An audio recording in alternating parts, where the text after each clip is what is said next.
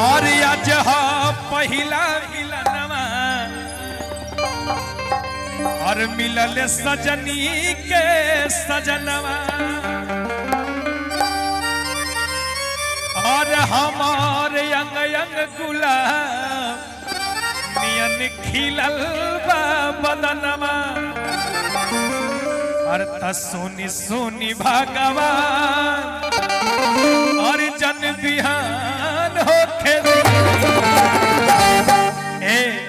और सोनी सोनी भगवान और जन बिहान होखे तयाज राजा जी के कोरवे में जवान होके दी आज राजा जी के कोरवे में जवान होके दी आज हो पहिला मिलनवा मिलल सजनी के सजनवा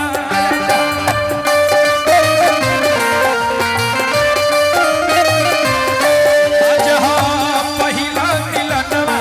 मिलल सजनी के सजनवा आज हो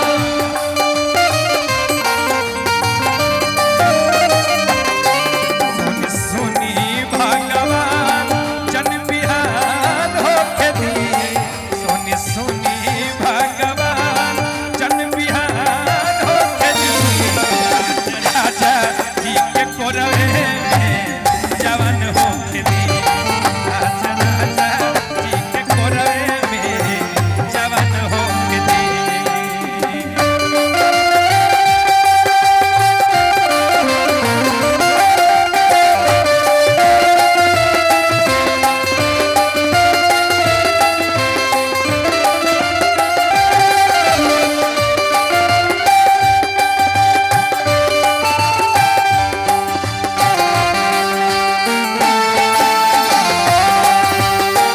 चीज बड़ी है मस्त मस्त चीज बड़ी है मस्त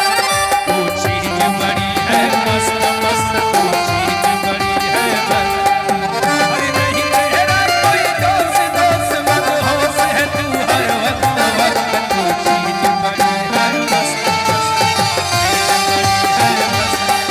वो चीज बड़ी है मस्त मस्त चीज बड़ी है आज राजा जी के कोरवे में जवान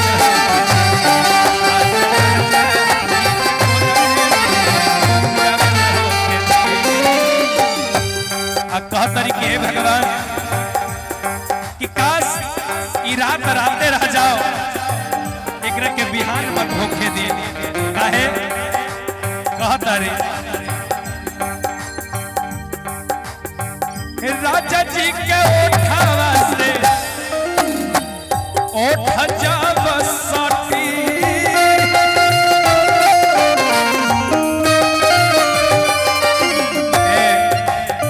देखा बड़ा भाव से कहतारी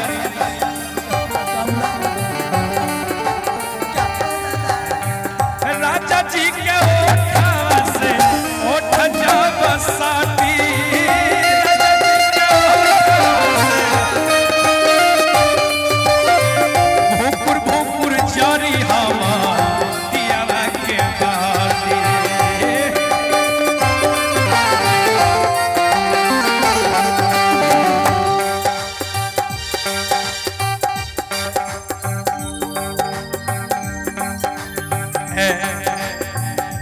अब राजा जी के ओठवा से ओठ जाब सटी धुपुर धुपुर जारी हमार दिलवा के बाती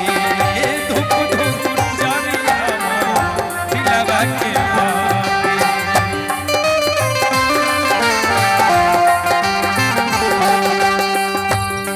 हम चढ़ली जवनिया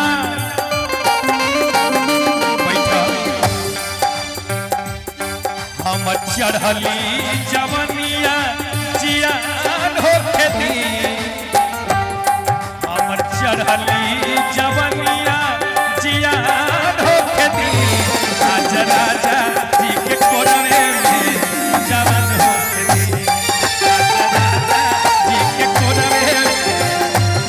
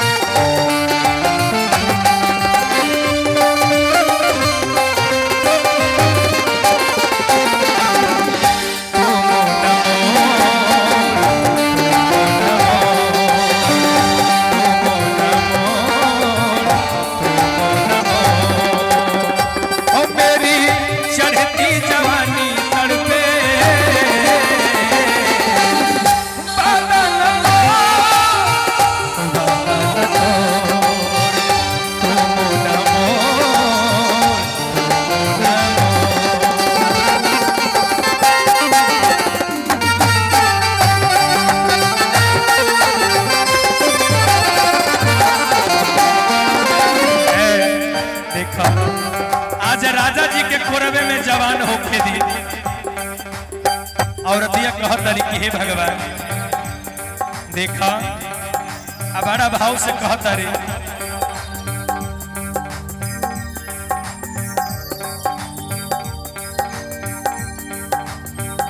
नैना से नैना हम जब वो से लड़ी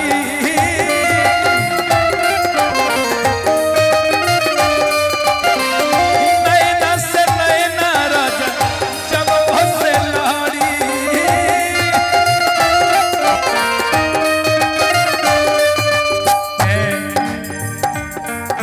और चढ़ली जवानिया में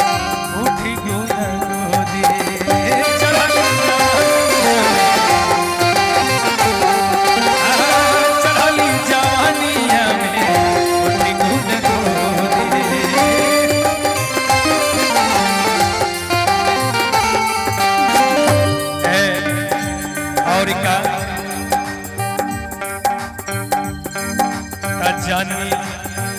छोड़ी कलैया जानी छोड़ी कलैया और मत बिहान होके दी जानी छोड़ी कलैया मत बिहान होके दी राजा राजा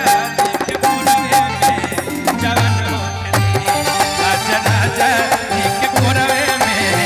जवान होके दी राजा